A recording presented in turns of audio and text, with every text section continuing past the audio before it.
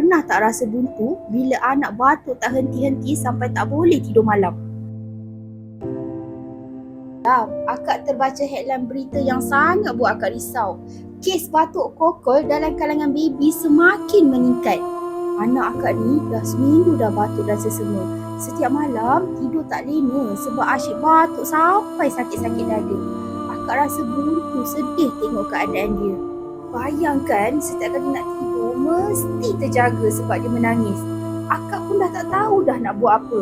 Kadang-kadang tu rasa sebab sangat-sangat. Adalah satu hari ni jiran sebelah bagi flyers minyak herba asma. Mungkin dia perasan kot anak akak ni asyik menangis je. Akak pun teruslah search dekat TikTok dan beli satu. Katanya sangat bagus untuk baby yang berkahak. Ada kelulusan KKM pula tu. Akak lagilah rasa bertambah yakin. Lepas sapu pada dada dan belakang anak, alhamdulillah nampak sikit perubahannya. Rupa-rupanya ramai ibu lain dah guna untuk anak mereka. Akak je yang baru tahu. Sekarang anak akak dah tidur lena, batuk pun dah berkurang.